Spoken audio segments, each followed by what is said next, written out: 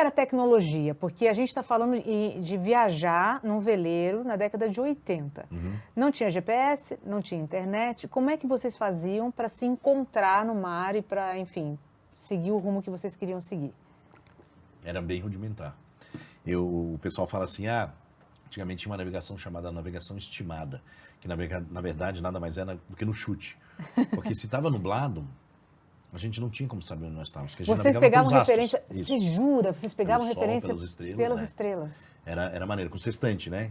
Com sextante, o irmão mais velho do astrolábio. Sim. Era a forma que a gente navegava. Carta náutica, de papel, e você baseia latitude e longitude, era onde você estava, só que você tinha que calcular. Com sextante você chegava, mas se estava nublado, você tinha que calcular a deriva do barco, a velocidade do barco, a correnteza e mais ou menos por aqui que a gente estava. E era a forma que a gente navegava. Se perdia de vez em quando? Eu acredito que sim, mas não fazia muita diferença, né? Nunca foi assim, Não foi um desvio não chegamos numa gigantesco. ilha, não. A gente ia lá, porque sempre abria o céu e a gente conseguia fazer navegação. Opa, vamos então, endireitar aqui. Você ia direito, você ia corrigindo, exatamente. E tinha uma coisa da experiência. À medida que você ia navegando, você ia ganhando mais experiência. Então você já entendia. É uma coisa quase, é que nem um pescador quando olha, né? O meu irmão mais novo é assim, olha para o céu, ele já sabe o que vai acontecer. Naquela nuvem vindo daqui, você vai criando uma sensibilidade maior, né? Os povos originários, né, os indígenas, têm isso também, de olhar, de sentir, é uma coisa de energia. Os mais velhos, se a gente pegar o pessoal da roça. Exato. Né? Os pescadores antigos, todos. Meu irmão tem isso até hoje, o meu irmão mais novo. Então, você tinha um pouco disso que te dava esse caminho. Mas foi um milagre a hora que apareceu o precursor do GPS, que foi o SatNav, que a cada 2 horas ou 3 horas passava um satélite e te dava a posição exatamente de onde você estava. Foi uma revolução para nós. Mas, cara, que milagre é esse? Hoje, são 3 telas em lugares diferentes do barco e todas dessas telas tem o radar, tem o GPS, tem a carta náutica digital. A gente não tem quase nenhuma carta náutica mais de papel. Eu acho que tem um sextante lá que a gente guarda como mesa de por museu. relíquia. Mas assim, porque o GPS hoje está no relógio, o GPS está em todos os lugares. Então, era uma maneira muito diferente de navegar. O pessoal fala assim, mas então ficou mais fácil? De saber onde você está, sim. Da água que a gente consome, sim, porque a gente dessaliniza a água.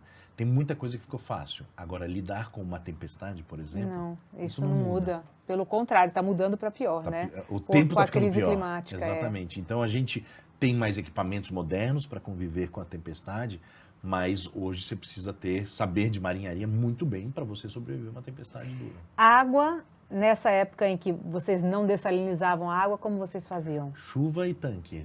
2 mil litros d'água que a gente racionava. Quando chovia, enchia os tanques e era meio litro a 800 ml de água por dia para cada um, para tomar banho e tal. E tomar água, isso nunca foi racionado, mas tomar água era super racionado no sentido, não podia gastar para mais nada. Entendi. Cozinhava com água salgada quando precisava. Era uma coisa, lavar louça com água salgada. Aquele período que vocês ficaram mais de 30 dias embarcados, mais Sim. de 30 dias navegando, 34, como é que vocês fizeram? Da mesma Com forma. alimento? Com alimento. Alimento sempre foi uma coisa que tinha um planejamento muito bacana. A gente compra alimentos perecíveis, alguns que são mais perecíveis rapidamente e outros que demoram mais tempo. E aí você faz esse planejamento. Então, batata é a última coisa que a gente come, aipim é a última coisa que a gente come. Essas coisas que duram mais. Que duram mais. É o último. Primeiro a gente começa a comer os tomates, as saladas e essas coisas. Então a gente nunca teve assim uma alimentação. O pessoal tem uma ilusão às vezes que é tudo enlatado, né? Não, é tudo enlatado. Não, a gente realmente tem um planejamento de alimentação.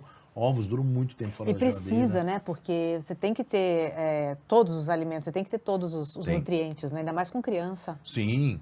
E comia muito peixe. Né? Sim. O pessoal fala, mas então comia muito peixe. Sim, a gente pescava e comia muito peixe. Era muito saudável. Você vê as fotos da minha época no barco, era bem mais magro e bem mais saudável do que eu sou hoje.